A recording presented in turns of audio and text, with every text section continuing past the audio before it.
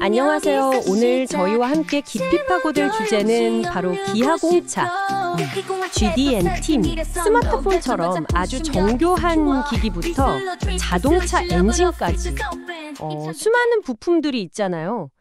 이게 어떻게 그렇게 딱 맞게 조립되고 또 재기능을 할 수 있는지 만약 궁금하셨다면 오늘 이야기가 그 비밀을 푸는 열쇠가 될 수 있을 겁니다. 네, 저희가 오늘 참고할 자료는 기하공차 GD&T의 원리, 여기서 발췌한 내용들인데요. 이게 단순히 부품의 길이나 폭 같은 크기만 맞추는 그런 전통적인 방식에서 좀 벗어나서요. 부품의 모양, 또 기울기, 위치, 이런 기하학적 요소들을 어떻게 정밀하게 제어할 거냐. 그래서 실제 조립과 기능을 보장하는 데 초점을 맞춘 거죠. 뭐랄까, 정밀 제조를 위한 일종의 국제 공용어? 이렇게 볼 수도 있겠습니다. 그렇죠.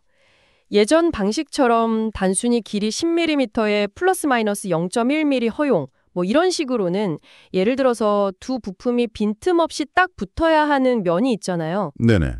이게 정말 평평한지 아니면 조립될 구멍이 정확한 각도로 뚫렸는지 이런 걸 명확하게 지시하고 또 검사하기가 좀 어려웠죠. 맞아요. 그래서 GD&T가 등장한 거고요. 맞습니다.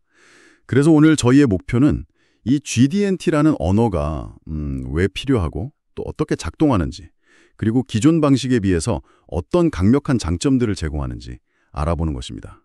자, 그럼 부품들이 서로 완벽하게 맞아떨어지는 그 세상을 향해서 한번 들어가 볼까요? 좋습니다. 먼저 GD&T의 핵심 아이디어는 기능을 제어하는 것이다. 이렇게 말할 수 있겠네요. 예를 들어서 엔진 부품 같은 거요. 서로 맞닿아서 기밀을 유지해야 하는 평평한 면, 그러니까 플랜지 같은 거요. 네, 플랜지. 이 면이 얼마나 평평한지는 알 수가 없잖아요. 바로 그 지점입니다. GD&T에서는 이런 면을 형체라고 부르고요. 이 형체가 가져야 할 기하학적 특성을 직접 제어합니다. 방금 예로 드신 그 평평한 면의 경우 평면도라는 공차를 사용해요. 그래서 이 면이 이론적으로 완벽한 평면에서 얼마나 벗어날 수 있는지를 규정하는 거죠. 아하, 그럼 예를 들어서 도면에 평면도 0.05 이렇게 표시되면 실제 만들어진 부품 표면의 가장 높은 점하고 가장 낮은 점의 차이가 0.05mm 이내여야 한다. 이런 뜻이군요. 네. 마치 눈에는 안 보이지만 0.05mm 두께의 얇은 막 사이에 그 표면 전체가 쑥 들어가야 하는 것처럼. 정확합니다.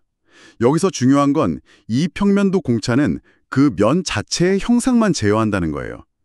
다른 면과 평행한지 직각인지 이런 건 전혀 신경 쓰지 않아요. 오로지 그 면이 얼마나 평탄한가 이것만 보는 거죠.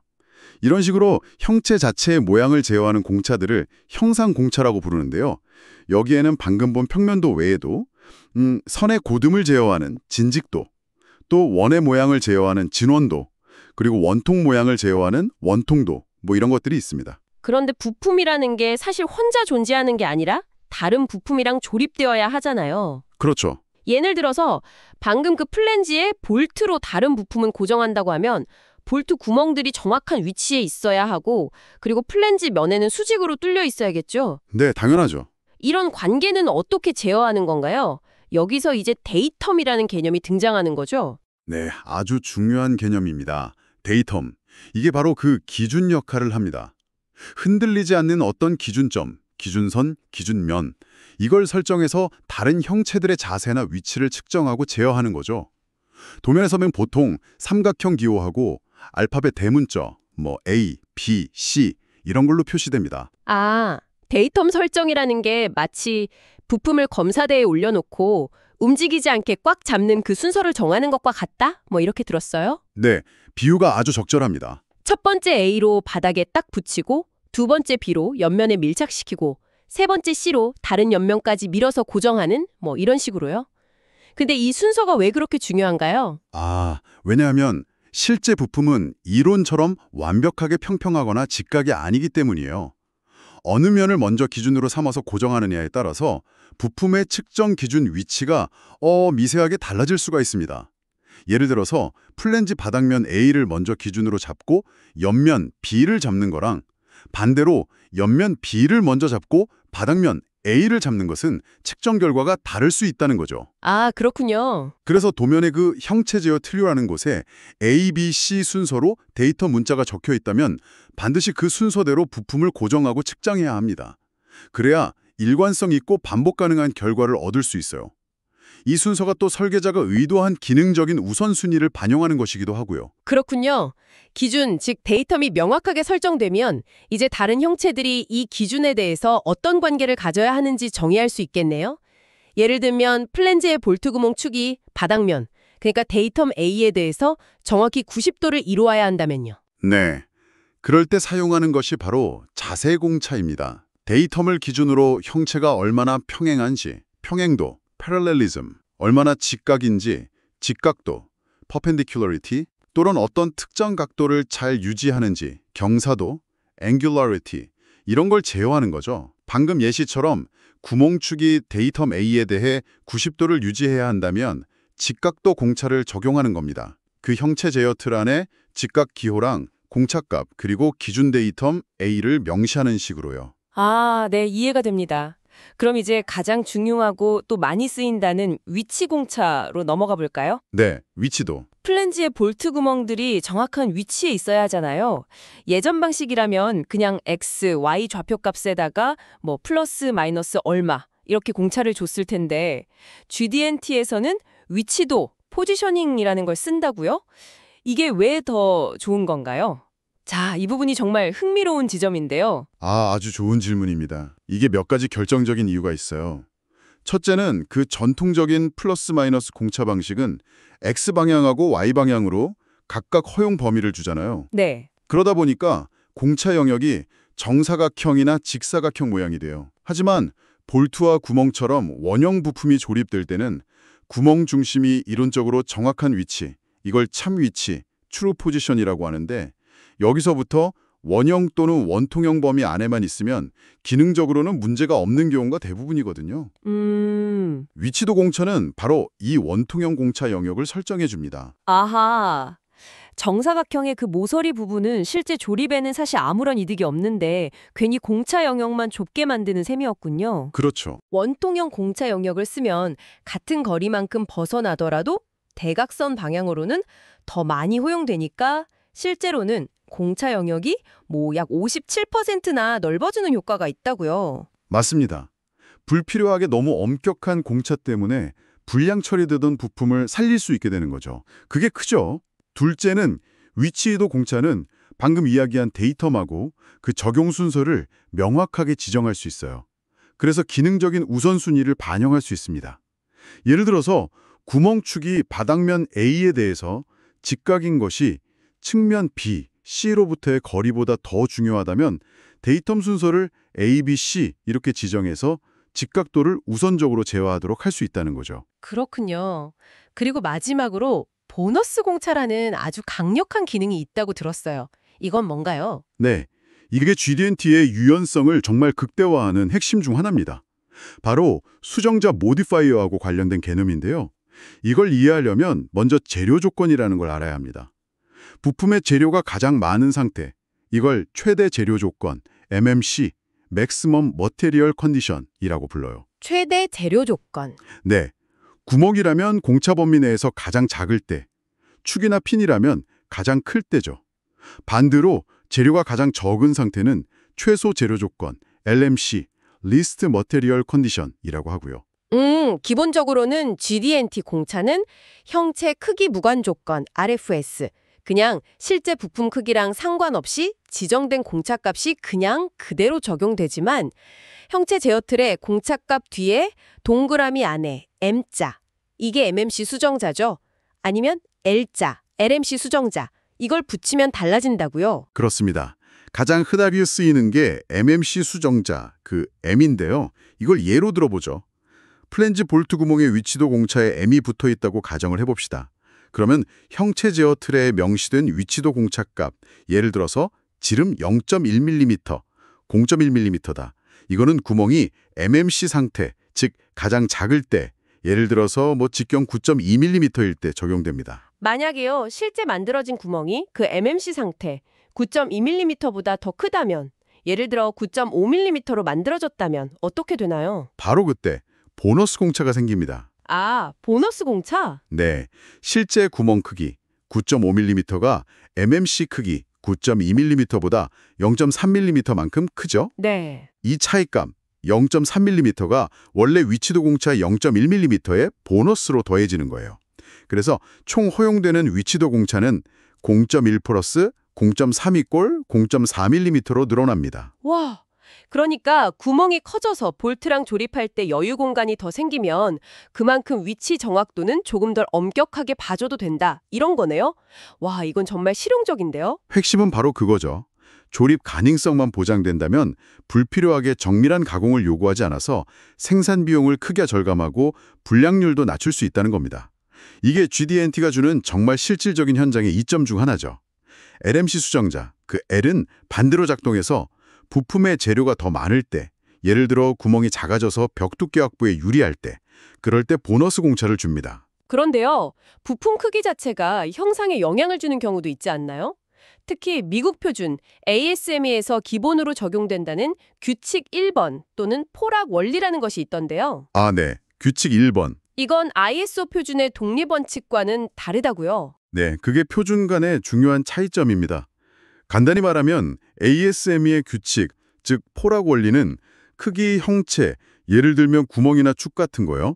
이게 MMC 상태일 때는 완벽한 형상을 가져야 한다는 것을 암묵적으로 요구해요. 예를 들어서 직경 12.5mm가 MMC인 핀이 있다고 쳐요.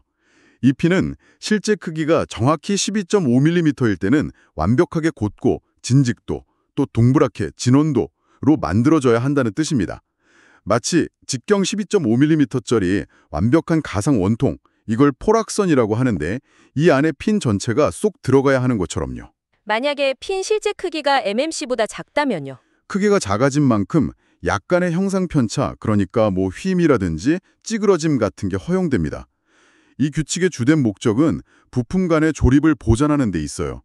MMC 상태에서의 완벽한 형상 경계를 넘지 않도록 해서 대응되는 부품과 항상 조립될 수 있도록 하는 거죠. 아, 반면에 ISO 표준의 기본인 독립원칙은 크기랑 형상을 완전히 별개로 본다고요? 맞습니다. ISO에서는 크기 공차만으로는 형상을 전혀 제어하지 않습니다. 따라서 핀의 지름이 공차 안에 들어오더라도 심하게 휘어 있을 수 있다는 거죠. 만약 형상 제어가 필요하다면 별도로 진직도나 진원도 같은 형상 공차를 명시적으로 기입해야 합니다. 그럼 어떤 표준을 따르느냐에 따라서 도면 해석이 달라질 수도 있겠네요. 네, 그래서 도면의 어떤 표준, 뭐 ASME Y14.5인지, ISO 1101인지 이걸 따르는지 명시하는 것이 중요하고요. 또 필요하다면 수정자, ASME의 I나 ISO의 E 같은 걸 사용해서 각 표준의 기본 원칙을 변경할 수도 있습니다. 하지만 핵심은 설계자는 부품의 기능과 조립을 고려해서 필요한 형상 및 위치 제어를 명확히 전달해야 한다는 점입니다. 있어요. 형상, 자세, 위치를 한 번에 제어할 수도 있다고요? 그렇습니다. 표면의 윤곽, Profile of a Surface, 공차라는 건요. 이론적으로 완벽한 형상, 이건 도면의 기본 치수로 정의되는데 이걸 기준으로 해요. 그 표면 전체가 플러스 마이너스 방향으로 일정한 폭, 즉 공차값을 가지는 3차원 공차 영역 안에 들어와야 함을 의미합니다. 예를 들면 자동차 차체 패널의 그 복잡한 곡면이나 비행기 날개의 에어포일 형상처럼 이런 복잡한 형상을 제어하는 데 아주 효과적이죠. 평면도 같은 좀 단순한 형체에도 쓸 수 있는 건가요? 네, 쓸 수 있습니다. 예를 들어서 데이텀 없이 그냥 평평한 단일 표면에 표면 윤곽 공차를 적용하면 이건 사실상 평면도 공차와 동일한 효과를 가져요. 그리고 데이텀을 참조하게 되면 자세, 그러니까 평행도나 직각도 같은 거, 그리고 위치까지도 함께 제어할 수 있어서 매우 강력하고 범용적인 공차라고 할 수 있습니다. 그리고 선의 윤곽, Profile of a Line 이라는 것도 있는데 이건 유사하지만 2차원 단면상의 윤곽선만 제어하는 거고요. 알겠습니다. 자, 마지막으로 흔들림, 런아웃 공차입니다. 이건 이름 그대로 회전하는 부품에 주로 쓰이겠군요. 네, 맞습니다. 축이나 기어처럼 특정 축, 즉 데이텀 축을 중심으로 회전하는 부품 표면이 회전할 때 얼마나 흔들리는지, 다시 말해 중심에서 벗어나는 정도, 즉 편심을 제어하는 겁니다. 원주 흔들림, circular runout은 부품을 한 바퀴 회전시켰을 때 각 원주 단면상에서 측정되는 최대 편차를 규제해요. 이건 각 단면의 진원도하고 또 데이텀 축에 대한 동심도를 복합적으로 제어하는 효과가 있습니다. 온 흔들림은 뭐가 다른가요? 기호에 보니까 화살표가 2개 있던데요. 네, 온 흔들림은 원주 방향 흔들림뿐만 아니라 축 방향으로 이동하면서 측정했을 때 그 전체 표면에 대한 흔들림까지 모두 제어합니다. 그래서 공차 영역이 형체 전체 길이에 걸쳐서 데이텀 축을 중심으로 하는 2개의 동심원통이 되는 거죠. 원주 흔들림보다 훨씬 더 엄격한 제어 방식이고요. 고속 회전체의 진동 방지 같은 데 중요하게 사용됩니다. 네, 오늘 기아공차 GD&T에 대해서 정말 깊이 한번 파고들어 봤습니다. 데이텀 설정부터 시작해서 형상, 자세, 위치, 윤곽, 흔들림 공차, 그리고 그 MMC와 보너스 공차의 마법까지. 와, 꽤 복잡했지만요. 네, 좀 복잡하죠? 왜 이런 정밀한 약속이 필요한지, 그리고 또 어떻게 부품들이 완벽하게 제 역할을 할 수 있도록 돕는지 좀 알 수 있었습니다. 그럼 이게 다 무슨 뜻일까요? 요약하자면요. GD&T는 단순한 치수 측정을 넘어서 부품의 실제 기능을 보장하기 위한 아주 정교하고 효율적인 의사소통 도구라고 할 수 있습니다. 명확한 데이텀이라는 기준 위에서 부품 형상의 모양, 형상 공차, 다른 기준과의 각도, 자세 공차, 정확한 자리, 위치 공차, 복잡한 윤곽, 윤곽 공차, 그리고 회전 시 흔들림, 흔들림 공차 같은 것들을 기능적인 요구에 딱 맞게 제어하는 거죠. 특히 그 MMC 수정자를 활용한 보너스 공차는 조립성을 해치지 않으면서 생산 효율을 높이는 정말 혁신적인 방법입니다. 이걸 좀 더 큰 그림에서 보자면 결국 GD&T는 설계자의 의도를 제조와 검사 단계까지 오해 없이 전달해서 분량을 줄이고 비용을 절감하고 그리고 최종 제품의 성능과 신뢰성을 극대화하는 핵심 열쇠다. 뭐 이렇게 볼 수 있겠습니다. 오늘 내용을 들으시면서 여러분 주변에 정밀한 제품들 있잖아요. 이게 어떤 GD&T 원칙에 따라 만들어졌을지 한번 상상해 보시는 것도 재밌을 것 같습니다. 스마트폰 케이스의 그 완벽한 결합이라든지 자동차 엔진 부품들의 정밀한 움직임 뒤에는 다 이런 약속들이 숨어 있는 거죠.